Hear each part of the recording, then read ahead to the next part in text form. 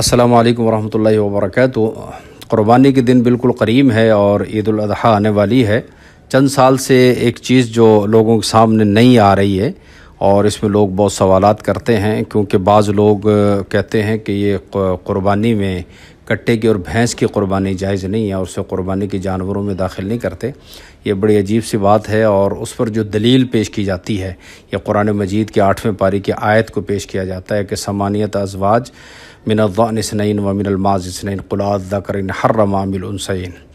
ये आयत जो है असल में इस आयत को इस बात पर दलील बनाया जा रहा है आजकल, और लोगों को कहा जा रहा है कि देखें कुरान मजीद में 8 जानवर हैं, नर और मादा। उसके अंदर गाय की क़ुरबानी है कि नर और मादा, और इसी तरह जो है भेड़ की क़ुरबानी है नर मादा, बकरी की क़ुरबानी नर मादा और ऊँट की क़ुरबानी नर मादा।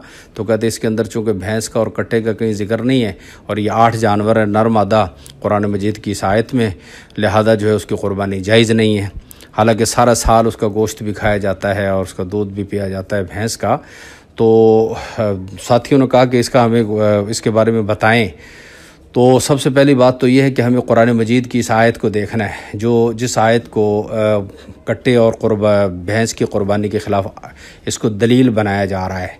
समानियत अज़वाज सूरत अनाम की आयत जो है, तो इसमें जब मैंने गौर किया और तफसीर और मुफस्सिरीन को देखा तो ये असल में कुरान मजीद की इस आयत का नुज़ूल क़ुरबानी के बारे में नहीं है। ये आप जहन में रखें, ये क़ुरबानी के लिए आयत नाजिल नहीं हुई कि क़ुरबानी के ये जानवर हैं 8 नर और मादा, जिसमें भेड़ बकरी है और इसी तरीके से जो है ऊँट है और इसी तरीके से गाय है, और इसके अंदर जो है जामूस का यानी उसका ज़िक्र नहीं है। असल में तो ये आयत जो इसके शान नुज़ूल जो मकसद था वो मुशरिकीन का रद्द करना था, क्योंकि मुशरिकीन अपनी तरफ से जानवरों को हलाल और हराम करार देते थे।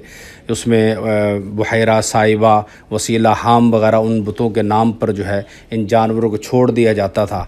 तो अल्लाह ताला ने असल में इस आयत में मुशरिकीन के उस बातिल अक़ीदे को रद्द किया है कि वो अपनी मर्ज़ी से जानवरों को हलाल और हराम जो करार देते हैं उनके वो इसका इख्तियार नहीं रखते कि एक हलाल चीज़ को हराम करें, हराम चीज़ को हलाल कर लें, क्योंकि उनका अक़ीदा था कि अगर जो है मादा जानवरों के पेट से ज़िंदा बच्चा पैदा होता तो कहते हैं मर्दों के लिए हलाल है, औरतों के लिए हलाल नहीं, और अगर मुर्दा पैदा होता तो कहते दोनों के लिए ये हलाल है।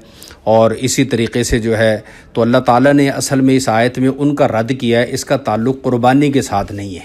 लिहाजा इस आयत को क़ुरबानी के जानवरों के लिए मखसूस करना ये दुरुस्त नहीं है।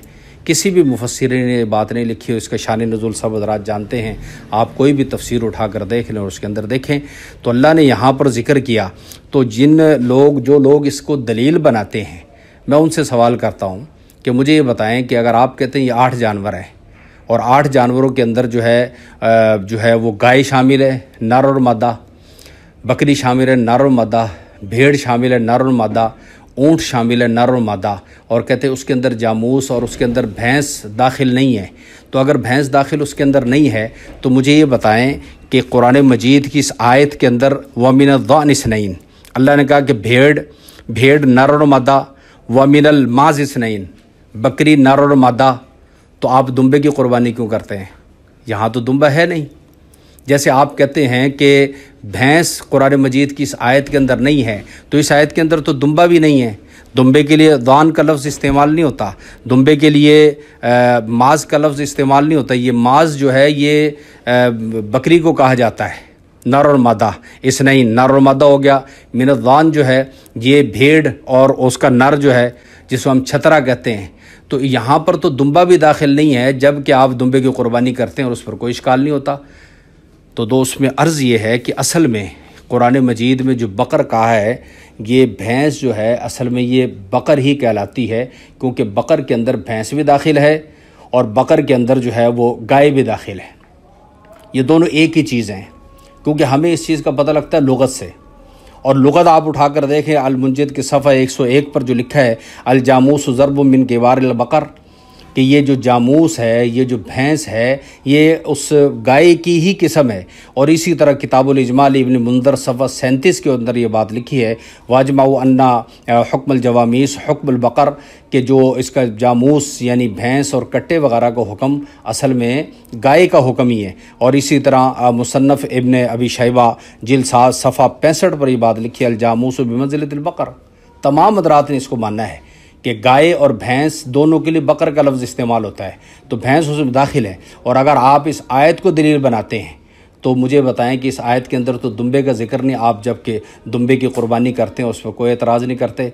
और अगर आप ये कहें कि मिनज़ान जो है ज़ान के अंदर दुम्बा भी दाखिल है, तो हम कह सकते हैं बकर के अंदर जो है वो गाय के अंदर, बकर के अंदर फिर जामूस भी दाखिल है, भैंस भी दाखिल है।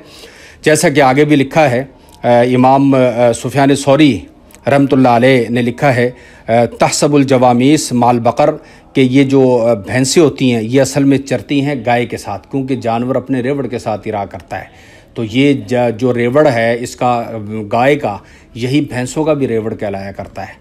जैसे बकरियों का रेवड़ होता है, भेड़ों का रेवड़ होता है, तो हर जानवर का अपना अपना रेवड़ होता है। तो गाय और भैंस इकट्ठी चरती हैं, इकट्ठी उठती बैठती, इकट्ठी चारा खाती हैं, तो ये एक ही को हुक्म में है, जैसा कि मैंने इसमें बताया। और इमाम मालिक बिन अनस मदनी रहमतुल्लाह अलैह, उनकी भी मोता इमाम मालिक रहमतुल्लाह अलैह, उन्होंने लिखा है सफ़ा 294 पर लिखा है कि अन्ना हिया बकरुन कुल्लुहा, कि ये गाय, ये भैंस जो असल में गाय ही है। तो लिहाजा जहाँ बकर का लफ्ज़ आए वहाँ मुराद उससे भैंस भी होगी। लिहाजा भैंस की कुर्बानी बिला शक और तरद्दुद की बिल्कुल जायज़ है, इसके अंदर शक ना किया जाए। और जो लोग कुरान मजीद की इस आयत को दलील बनाते हैं उनसे मेरा सवाल है कि यहाँ पर फिर दुम्बा भी नहीं है, तो आप दुम्बे की कुर्बानी भी जायज़ करार ना दें।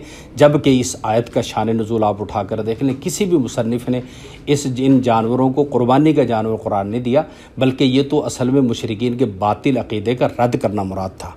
बाकी जैसे मैंने बताया है कि इस आयत का जो शान नुज़ूल है और इस आयत का जो मकसद है वो ये था कि मुशरिकीन अपनी तरफ से जानवरों को हलाल और हराम करार देते थे।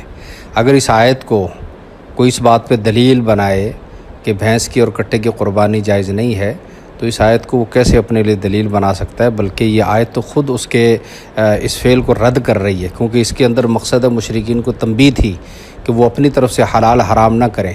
अगर हम कुर्बानी के मौके पर भैंस और कट्टे को हराम करार देते हैं कि उनकी कुर्बानी जायज़ नहीं है, तो ये हम भी इस आयत का जो मिस्ताक है कि जिसमें अल्लाह ने तंबीह की है कि वो अपनी तरफ से इख्तियार नहीं रखते कि अपनी तरफ से वो अपनी मर्ज़ी से, क्योंकि ये इख्तियार अल्लाह ताला की ज़ात को है कि वो हलाल और हराम करार दे किसी चीज़ को, और आप हलाल और हराम नहीं कर सकते। तो अगर कोई अपनी मर्ज़ी से इस आयत को दलील बनाता है कि भैंस और कट्टे की कुर्बानी हराम है, यानी जायज़ नहीं है, तो वो ख़ुद भी इस आयत का मिस्दाक हो जाएगा। इसलिए आयत को अपनी दलील नहीं बना सकते, बल्कि ये आयत तो उनके ख़िलाफ़ जाती है। वस्सलाम वरहमतुल्लाहि वबरकातुहू।